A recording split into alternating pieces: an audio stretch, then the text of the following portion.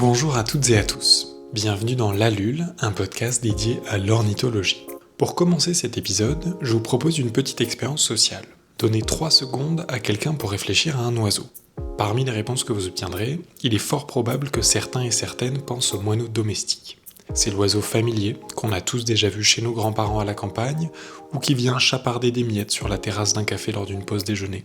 Selon une étude publiée en 2021, le moineau domestique est sûrement l'oiseau sauvage le plus commun au monde, avec une population d'environ 1,6 milliard d'individus. Cette espèce est par ailleurs présente sur l'ensemble des continents, hormis l'Antarctique. Pourtant, l'évolution des populations de moineaux domestiques nous rappelle que rien n'est acquis. Rien n'empêche une espèce commune aujourd'hui de devenir rare dans le futur, voire de disparaître complètement. En effet, en l'espace de 40 ans, la moitié de la population européenne de moineaux domestiques a disparu, soit plus de 245 millions d'oiseaux. C'est un peu comme si l'ensemble de la population du Brésil disparaissait en l'espace de 40 ans. Et comme on le verra dans cet épisode, le déclin des moineaux domestiques est particulièrement marqué dans les zones très urbanisées, comme par exemple Paris.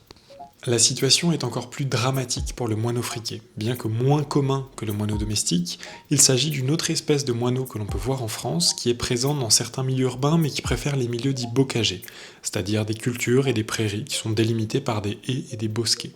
Le déclin en France au cours des 20 dernières années s'élève à environ 70% et de 93% entre 1970 et 2008 au Royaume-Uni. Face à ces constats alarmants, je voulais vraiment réaliser un épisode au sujet du moineau domestique et du moineau friqué. J'ai donc eu le plaisir et la chance d'échanger avec Lucille Bourget, qui travaille au sein de la LPO Île-de-France. J'avais plusieurs questions en tête en préparant cet épisode. Où trouve-t-on encore des moineaux ? Qu'est-ce qui explique le déclin de ces deux espèces ? Et comment faire pour venir en aide aux moineaux ? Cet épisode a été enregistré dans les locaux de la LPO Île-de-France au parc de la Poudrerie. Lors de l'interview, nous avions laissé une fenêtre ouverte. Vous pourrez donc entendre tous les oiseaux qui peuplent ce parc francilien tout au long de l'interview. Enfin, je profite de cette introduction pour faire un aparté. Cela fait plusieurs mois que l'Allule existe et vous êtes plusieurs centaines à suivre le podcast. Je vous remercie profondément pour votre soutien. S'il s'agit de la première fois que vous écoutez un épisode du podcast et que ce contenu vous plaît, il y a 3 choses que vous pouvez faire pour soutenir l'Allule. Vous abonner au podcast sur votre plateforme d'écoute, en parler autour de vous et suivre le podcast sur Instagram. N'hésitez pas par ailleurs à me suggérer des invités via le formulaire qui se trouve sur la page Instagram du podcast. Sur ce, je ne vous embête pas plus longtemps et je vous laisse avec l'invité de ce 10e épisode de l'Allule.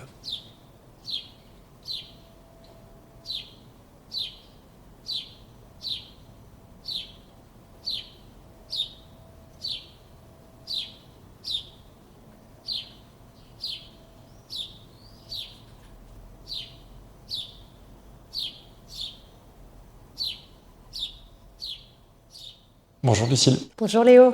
Alors pour commencer, est-ce que tu peux te présenter et me dire depuis combien de temps tu fais de l'ornitho ? Oui, alors déjà merci beaucoup de m'avoir invitée. Je suis ravie de pouvoir échanger avec toi. Donc moi je m'appelle Lucille Bourget, je suis responsable du service mobilisation citoyenne à la LPO. Et je m'intéresse aux oiseaux depuis que je suis toute petite. J'ai des souvenirs d'enfance avec mes parents, mon grand-père, avec notamment les rouges-gorges, les merles, des observations donc, qui datent. Donc j'ai déjà sensibilisé dans mon enfance. Et puis à l'adolescence, donc 14-15 ans, là je m'y mets vraiment sérieusement. Donc je viens de Loire-Atlantique, donc j'ai fait pas mal de sorties avec des petites associations, donc lac de Grandlieu, sur le littoral, beaucoup dans le bocage nantais aussi. Et donc voilà, depuis mes 15 ans, ça m'a pas lâché et c'est une passion qui est toujours là. Actuellement, tu travailles à la LPO Île-de-France. Est-ce que tu pourrais m'expliquer un peu ce que c'est, les grands domaines d'action de l'association ?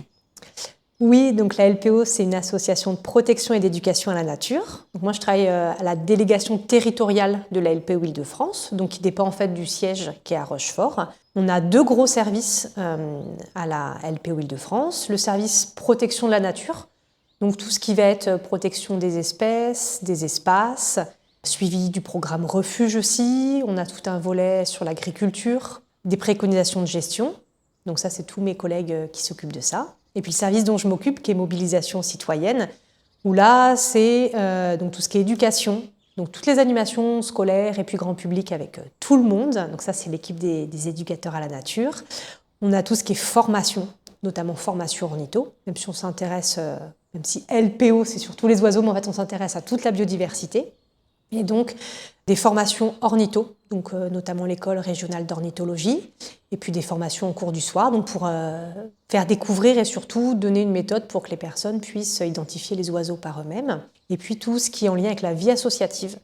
On a plus de 10 000 adhérents à la LPO Île-de-France, et donc une vie associative très riche où ils font beaucoup de choses. Donc il y a des chargés de vie associative et puis qui vont s'occuper en fait des liens avec les adhérents, avec les groupes locaux sur le territoire et puis sur les projets avec eux. Et aussi, on a tout ce qui est gestion de la faune sauvage en détresse. On a beaucoup de demandes, beaucoup de sollicitations. Et tout ce qui est médiation aussi. Donc, j'ai des collègues qui s'occupent de ces thématiques-là dans mon équipe. Il me semble que tu travailles depuis quelques années sur le moineau friquet et en tout cas sur le moineau domestique aussi en Île-de-France. Est-ce que tu pourrais me présenter ces deux espèces ? Oui. Alors, donc déjà pour commencer, les deux, donc moineau friquet et moineau domestique, c'est des espèces qui sont protégées par la loi. Donc tout ce qui va être destruction, dérangement, pour ces espèces, elles sont protégées. Donc ça me permettra de pouvoir expliquer après ce qu'on fait autour de ces espèces. On est sur deux espèces grégaires qui se ressemblent, que les gens peuvent confondre, mais quand même qui ont des modes de vie un peu différents. Alors juste quand tu dis grégaires, c'est qu'elles vivent ensemble en colonie ? Exactement. Qu'elles vivent ensemble, c'est des espèces, c'est rare d'en voir un tout seul, c'est rare de voir un moineau domestique tout seul. En général, il y a les autres qui sont à côté. Donc on va commencer par le moineau domestique, c'est l'espèce la plus connue. Je pense que tout le monde connaît, voit à peu près à quoi ça ressemble. C'est l'espèce aussi qui est une des plus communes en France et qui est toujours liée à l'homme. Souvent dans les villes, les villages, même en plein Paris, il y a des moineaux domestiques. Tu les retrouveras très peu dans les champs, enfin un peu au milieu de nulle part ? Le moineau domestique, moins. On va dire que lui, c'est vraiment plus l'urbain, même s'il y en a un petit peu dans les villes, dans les villages, dans la campagne, mais toujours proche des habitations. Le moineau friquet, lui, est beaucoup plus campagnard. Même si on va voir qu'il y a des adaptations, parce que les oiseaux, il n'y a jamais de généralité, il y a toujours des exceptions. Et donc le moineau domestique, on peut faire une différence entre le mâle et la femelle. Ils n'ont pas tout à fait le même plumage. Le mâle, il a une calotte grise, la joue grise et une grande bavette noire. Donc comme un bavoir en fait, qui descend sur la gorge et puis sur le début de la poitrine. Donc il a un plumage nuptial en fait, donc pour la parade nuptiale, donc pour séduire la femelle. Ce qui est étonnant en fait, c'est que lui, il change pas de plumage en fait. Il va avoir son plumage en fait à l'automne, qui est internuptial, et en fait au fur et à mesure que ses plumes s'usent, ça va apparaître le noir de la bavette. Au printemps, il a son beau plumage nuptial pour séduire la femelle. Le moineau domestique, on a l'habitude de dire qu'il est plutôt monogame, comme beaucoup d'oiseaux. Il y a eu des études qui montrent qu'en fait, il y a à peu près 15% des petits d'une nichée qui sont issus d'autres mâles. Ça s'explique chez beaucoup d'oiseaux pour maximiser, en fait, que les femelles elles maximisent le nombre de réussites sur les œufs, pour qu'il y ait le maximum de petits qui naissent, et puis pour que la génétique soit un peu plus diversifiée. La monogamie, c'est au travers de toute leur vie ou c'est simplement sur une saison de reproduction ? Alors, on lit des choses un peu contraires dans la littérature. J'ai essayé de comparer. Pour le friquet, c'est très clair. Pour le moineau domestique, suivant les livres, c'est un peu plus compliqué. Ce que j'ai pu lire quand même, c'est qu'ils sont plutôt fidèles à vie, sauf s'il y a un problème. Oui, un petit épervier qui passe par là. Et... Voilà, par exemple. Sinon, ils sont plutôt fidèles à vie, fidèles en couple et fidèles aussi à leur lieu de reproduction. Si tout s'est bien passé, s'il n'y a pas eu un chat ou une prédation ou une mauvaise reproduction, ils restent toujours au même endroit. Et ils ont les mêmes habitudes, je pense qu'on en reparlera après, ils sont très, très routiniers et ils ont les mêmes habitudes tout le temps. Donc les moineaux domestiques nichent dans des cavités, ils font, parce que ça intéresse souvent beaucoup les gens, entre 3 et 6 œufs, petite quinzaine de jours de couvaison, c'est très rapide, qui sont effectués par la couvaison par le mâle et par la femelle. Ensuite, en 20 jours, ça passe très vite aussi, les poussins sont nés. Une fois qu'ils sont volants, donc ils sortent du nid, ils continuent de se faire nourrir par les parents pendant une bonne semaine, et ensuite les parents entament une deuxième saison de reproduction, voire une troisième, ça dépend toujours des ressources alimentaires disponibles, mais souvent il y a plusieurs reproductions qui sont réalisées sur le printemps. Et du coup, tu peux avoir combien de nichés au total ? Au moins 2, pour beaucoup de couples c'est 2, ça peut aller jusqu'à 3, voire même 4 si vraiment il y a une explosion d'insectes. Parce que c'est vrai qu'on n'en a pas parlé, c'est des oiseaux granivores, donc avec un bec triangulaire, donc ils sont principalement granivores. Mais les deux, le domestique comme le friquet, pendant la reproduction, ils ont besoin de protéines, donc ils vont consommer beaucoup d'insectes. Beaucoup de chenilles, de larves, de gros insectes pour pouvoir nourrir leurs poussins. Donc s'il n'y a pas d'insectes au printemps, c'est compliqué de pouvoir nourrir les petits. Par contre, sur le moineau, ça a été observé notamment dans les grandes villes, la voiture qui revient et qui est couverte d'insectes, ou sur les trains, le RER, etc. Donc plein de petits moucherons, les moineaux qui viennent manger et donc qui récupèrent en fait les restes d'insectes. Donc une nourriture disponible très facilement. On peut peut-être continuer sur le moineau friquet, donc lui qui est plus campagnard, tout petit peu plus petit que le moineau domestique. Le mâle et la femelle sont semblables, donc il n'y a pas de dimorphisme sexuel. Lui, il a une calotte brune et une tache noire sur la joue blanche. Donc lui, plutôt aussi un couple fidèle. Le mâle, en fait, il va trouver une cavité. Là, on va commencer à être dans la période propice pour la parade nuptiale. Donc elle commence en mars. Il trouve une cavité, il se met à l'entrée de sa cavité et il piaille, un peu comme le moineau domestique. J'ai lu un peu dans la littérature, ils sont capables de passer plus de 90% de leur temps au mois de mars à piailler pour attirer une femelle. Donc ça peut être très très long. Même s'ils sont déjà en couple, il faut reséduire la femelle, même s'ils sont fidèles tous les ans.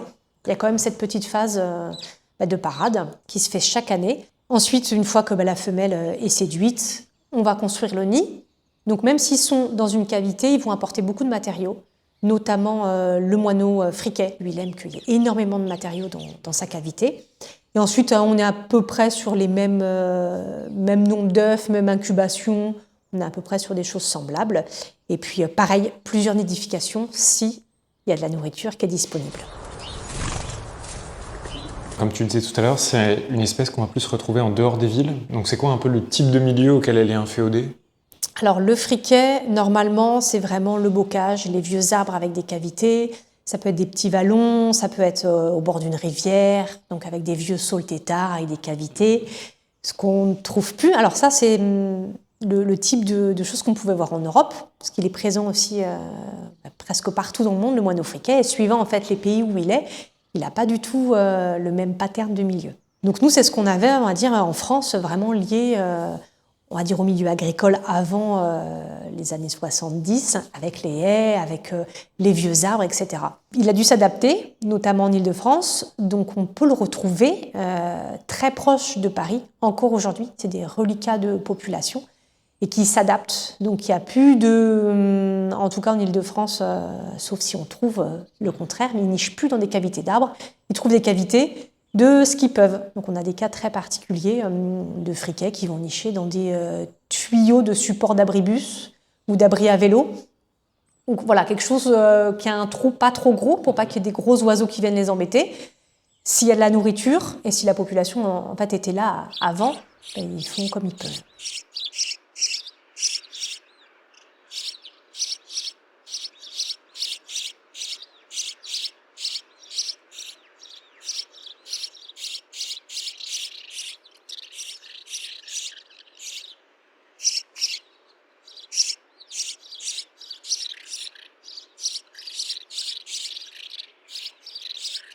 Tant le moineau domestique que le moineau friquet se portent pas très très bien actuellement en France. Est-ce que tu pourrais m'expliquer un peu les causes de ces déclins ? Oui, alors on va continuer avec le moineau domestique. Donc il y a une étude qui a été réalisée dans Paris par la LPO et le CORIF à l'époque. Donc entre 2003 et 2016, on était à moins 73% de moineaux domestiques dans la capitale. Et donc ça suit les tendances qui avaient été aussi réalisées dans les autres capitales européennes où le moineau domestique ne se porte pas bien. Donc c'est assez dramatique, moins 73% pour l'espèce d'oiseau la plus commune. C'est toujours un petit peu inquiétant. Plusieurs causes, il y a on va dire 2 principales causes. Ça va être la raréfaction des lieux de nidification. Donc tout ce qui va être rénovation du bâti, qui fait que c'est bien, on isole les bâtiments, on rénove, mais on ne pense pas qu'il y avait des oiseaux qui nichaient. Donc on bouge toutes les cavités. Donc le moineau n'a plus d'endroit pour nicher, donc il va abandonner ces endroits-là. Et puis tout ce qui va être aussi manque de buissons, manque d'endroits pour se cacher, parce qu'en fait ils ont besoin donc effectivement d'un endroit pour faire le nid, mais je te le disais tout à l'heure, ils sont assez routiniers et il leur faut pas mal de choses dans un petit territoire.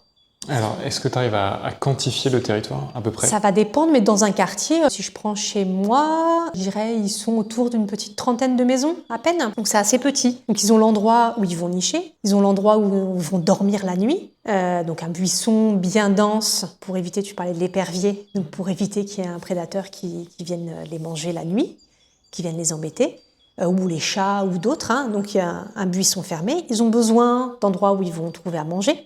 Donc des graines, des insectes. Ils ont besoin d'un endroit où ils vont pouvoir se toiletter, faire soit des bains d'eau, des bains de poussière pour donc se nettoyer. Ils ont besoin d'autres reposoirs aussi dans la journée, et tout ça dans un petit territoire. Donc s'il y a un endroit où il n'y a plus de cavité pour nicher, ils vont abandonner cet endroit. Ils vont essayer d'en trouver un autre, et c'est pas facile parce même s'il y a des efforts qui sont faits dans la gestion des parcs, il faut des pelouses pour les insectes, il faut des petites plantes avec plein de graines, et il faut aussi des insectes, ce que je te disais pour notamment les poussins. Et la diminution des insectes, il y a eu plein d'études, notamment en Europe, il y a de moins en moins d'insectes aussi, donc voilà, moins de nourriture. On en a parlé un peu brièvement, tu l'as évoqué, le fait qu'il y a de moins en moins d'espace sur le bâti. Il me semble que quand justement il y a des rénovations, il n'y a pas d'obligation de remplacer, déjà de quantifier le nombre par exemple, de trous de moineaux et de les remplacer ensuite. Alors, si on sait, sur le bâtiment par exemple, c'est le cas, ça se voit un peu plus sur les hirondelles. Donc il y a tout un travail qui est fait, parce qu'on n'a pas le droit de détruire des colonies d'hirondelles, c'est des oiseaux protégés. Sur les moineaux, pareil. Les hirondelles, ça se voit un peu plus comme c'est sur la façade des bâtiments. En général, il y a toujours quelqu'un pour le remarquer, faire un courrier, expliquer, et puis y avoir des mesures ensuite, si on a besoin de faire un ravalement de façade. On le fait bien sûr hors période de reproduction de l'espèce. Et puis ensuite, si on détruit les nids, on va faire des mesures compensatoires en posant des nichoirs. Les moineaux, on essaie. Donc j'ai une collègue qui travaille, et puis des groupes d'adhérents, etc., qui travaillent beaucoup sur le sujet. Donc une collègue qui travaille beaucoup sur la rénovation du bâti. Et elle travaille en amont effectivement avec les bailleurs, donc sur les nouvelles constructions ou sur de la rénovation, justement comment intégrer toutes les espèces du bâti. Donc c'est le moineau domestique, mais ça va être le martinet, ça va être les hirondelles, le faucon cresserelle, ça peut être les chauves-souris aussi, il y a plein d'autres espèces.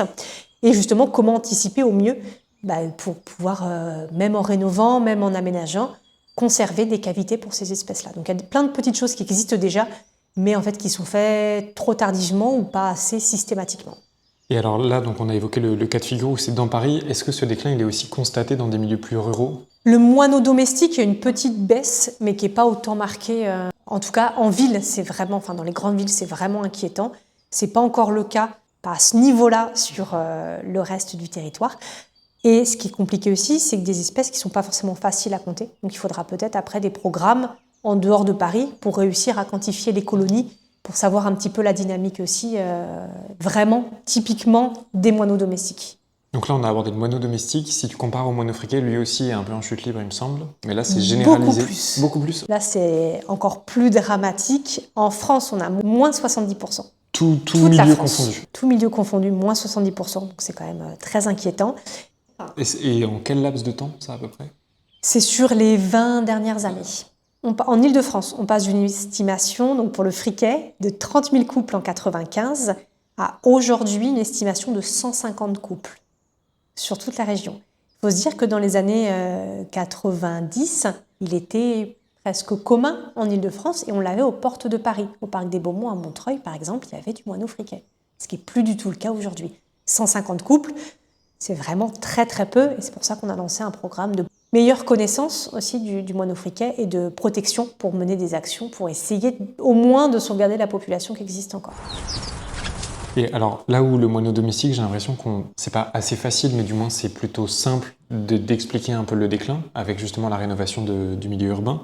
Comment est-ce que tu expliques ce déclin pour le moineau friquet, qui lui a un habitat qui est plutôt naturel, c'est la dégradation complète de ses habitats ? Alors, il y a effectivement la dégradation de ses habitats. Il est de plus en plus étudié, il y a de plus en plus de structures qui l'étudient. Il y a eu des gros programmes qui ont été menés dès les années 90 parce que le déclin a commencé très tôt en Angleterre. Donc il y a un ornitho spécialiste du moineau friquet qui a vraiment travaillé sur le sujet. Donc au niveau de la littérature, il y a énormément de choses très intéressantes. Puis il y a d'autres structures en France aussi qui ont beaucoup travaillé dessus.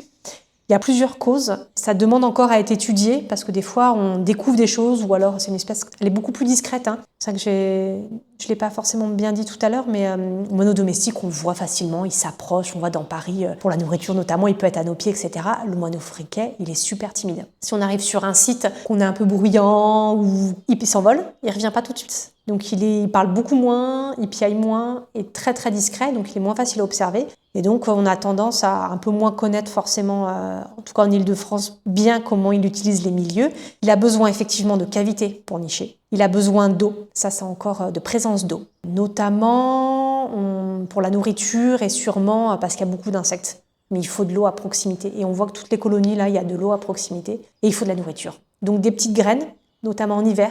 Ce qui est compliqué, c'est qu'en hiver, il n'y a plus de graines, il ne reste plus rien, et donc il n'a pas de nourriture. Et c'est là où la survie hivernale est compliquée. Et puis le moineau friquet, il souffre aussi de la compétition avec le moineau domestique. On voit sur les colonies mixtes, où il reste encore du domestique et du friquet, Le domestique a tendance à prendre part sur le friquet, à utiliser les cavités d'abord, à être un peu plus compétitif à la reproduction, et donc le moineau friquet se retrouve lésé, et une colonie peut vite disparaître si après il n'y a pas de reproduction d'espèces.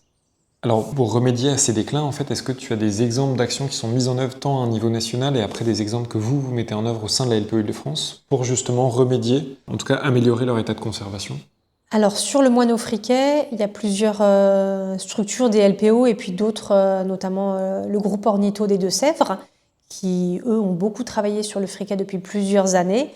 Donc ils mettent en place des choses, donc ça va être pose de nichoirs. Le suivi des populations aussi, bien sûr, c'est essentiel pour mieux connaître et comprendre la dynamique, et du nourrissage. Comment est-ce que tu organises un nourrissage de moineaux Alors friquets? eux, ils ont travaillé, ils ont pris exemple, en fait, je te disais, sur les travaux en fait, de Matt Prior, qui est l'ornitho anglais qui s'occupe, qui a énormément travaillé dessus. Lui, il a vu qu'il fallait nourrir en fait toute l'année. C'est un nourrissage spécifique et avec des graines, donc c'est du millet rouge, il n'y a que le friquet qui va dessus.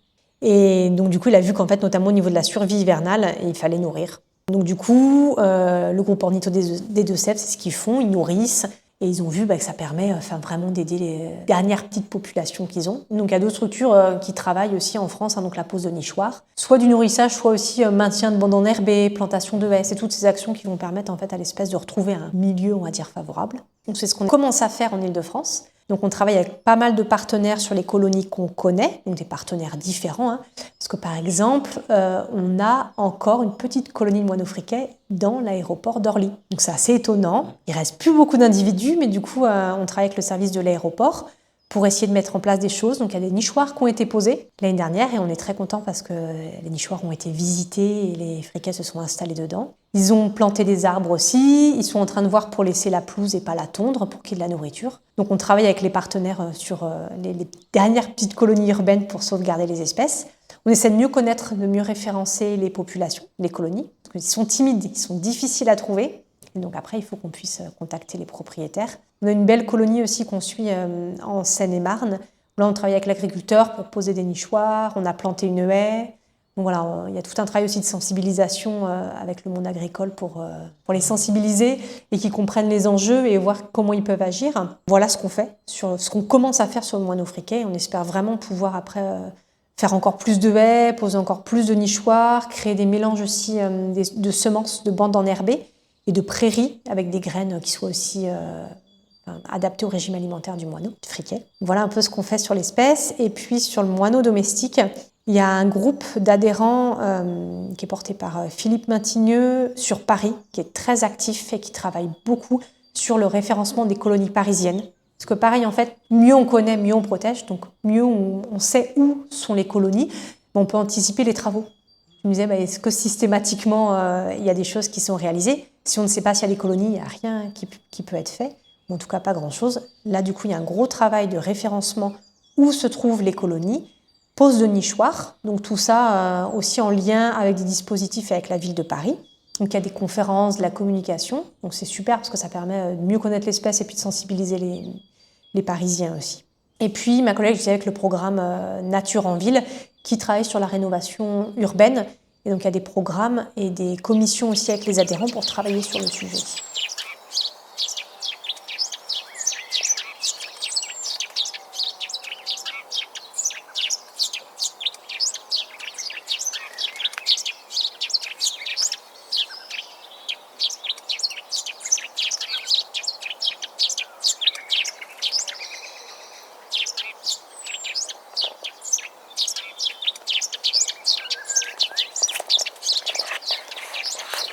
Le moineau friquet est un peu en chute libre, il y a de plus en plus de petites populations qui sont dispersées les unes des autres. Est-ce que en fait, l'espèce est quand même viable s'il n'y a plus de brassage génétique entre les populations?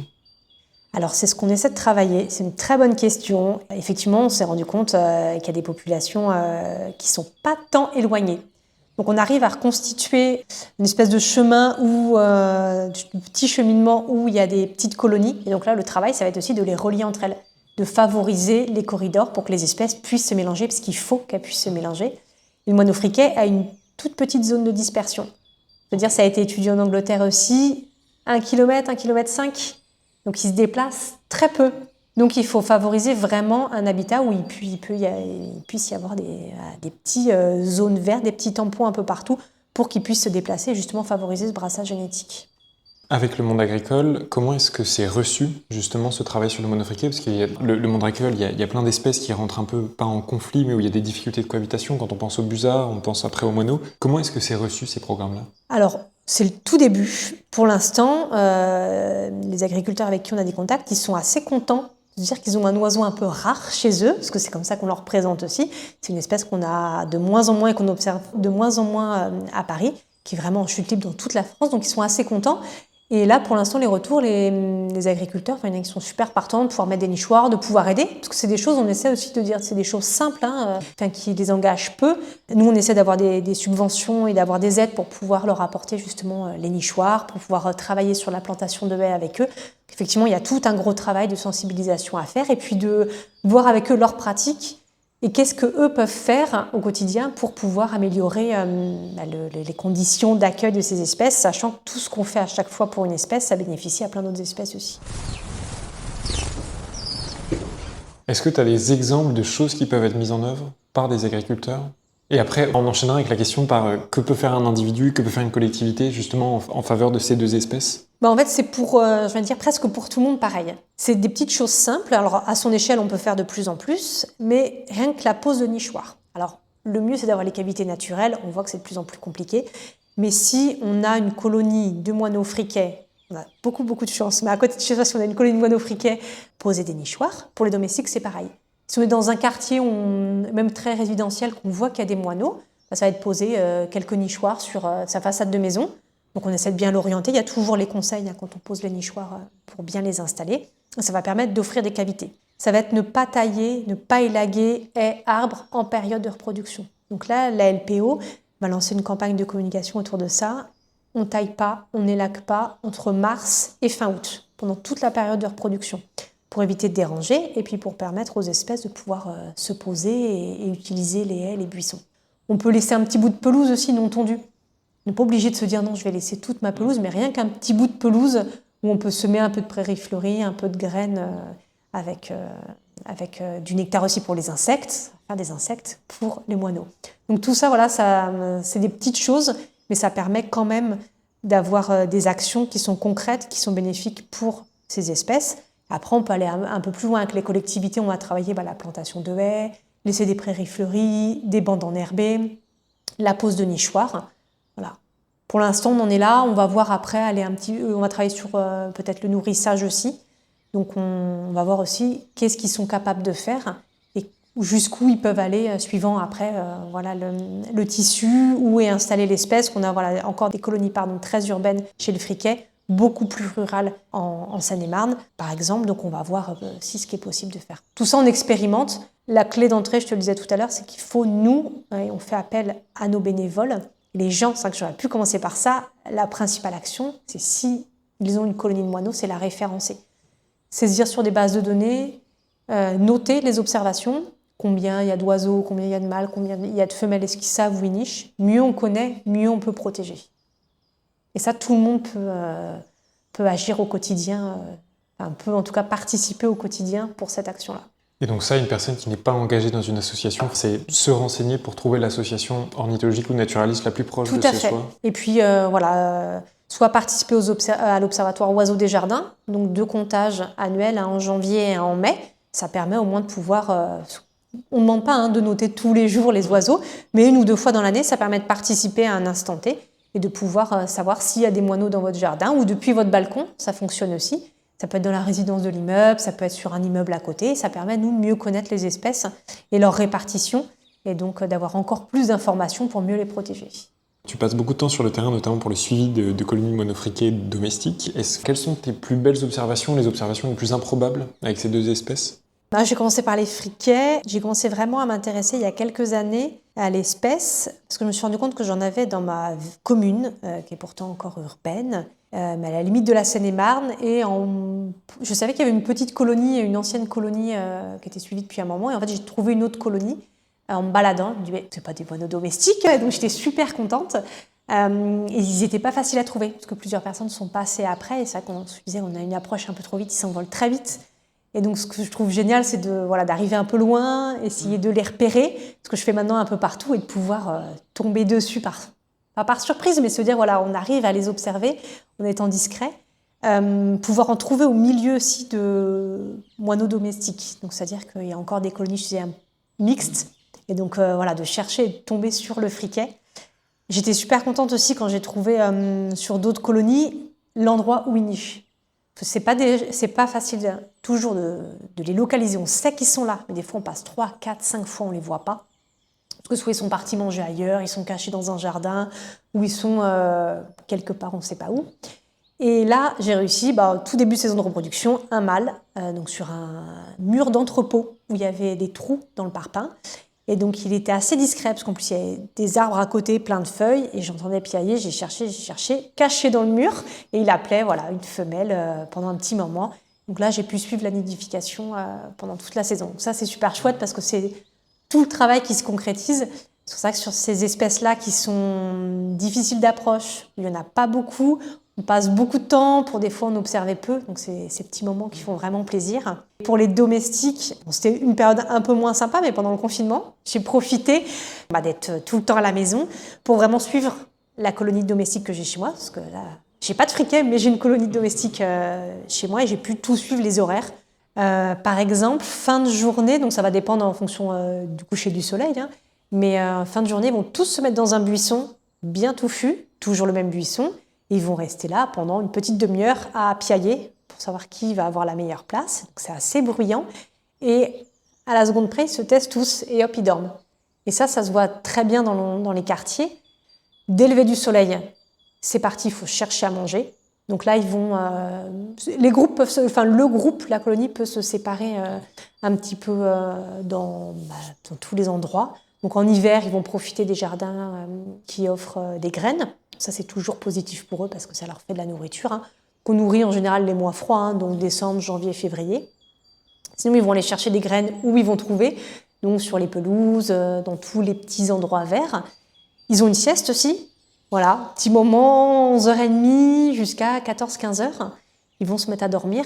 Ils vont beaucoup observer tous les buissons denses, en fait. Ils vont se mettre souvent juste en hauteur pour regarder un peu tout ce qui se passe. Après la petite sieste du midi, début d'après-midi, ils s'alimentent. Toujours un moment où ils vont prendre un bain. Donc soit un bain d'eau pour nettoyer le plumage, et ils font beaucoup de bains de poussière aussi. J'ai laissé un petit endroit dans mon jardin avec de la terre nue. Ils adorent.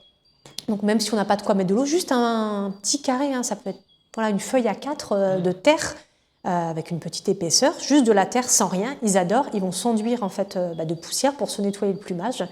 Donc ils vont faire ça à leur tour de rôle, donc c'est génial parce qu'on les voit en fait perchés sur un muret. Il y en a un qui va, un deuxième, ils commencent et puis ils enchaînent, donc c'est super. Puis ça permet de les observer. Et puis après, une fois qu'ils se sont lavés, qu'ils ont mangé, ils retournent dans leur petit buisson piaillé et puis c'est l'heure de dormir. Le truc un peu moins sympa, c'est que j'ai un épervier qui vient régulièrement dans le jardin pour essayer de les manger. Ça fait partie du jeu. Oui, ça fait partie du jeu. C'est vrai que c'est toujours un peu triste quand on suit la... Après, voilà, il en attrape un de temps en temps. Et dernière question, si tu devais être un oiseau, pas nécessairement un moineau, quelle espèce tu choisirais et pourquoi ? Si justement, alors j'ai eu du mal à répondre à cette question. C'est la question que souvent, quand je faisais de l'animation, les oiseaux me demandaient. Soit que les... voilà. Ouais, les perruches posent des questions. Je vais la refaire. Quand je faisais de l'animation, les enfants me posaient souvent cette question. Mon oiseau préféré, ou alors si je devais être un oiseau, qui je serais. C'est dur de répondre pour moi parce que j'aime beaucoup d'oiseaux et je crois que j'ai un oiseau préféré dans chaque famille. Mais je dirais que là, en réfléchissant et en discutant, j'aimerais bien être un moineau friquet pour mieux comprendre, pour percer un peu les mystères, les secrets, pourquoi ils sont là et pas ailleurs, et qu'on puisse encore mieux les protéger. Super, merci beaucoup Lucille. Merci à toi, et puis j'espère que ça motivera des observateurs ou des personnes qui vont t'écouter à pouvoir agir pour protéger les moineaux domestiques et les moineaux friquets.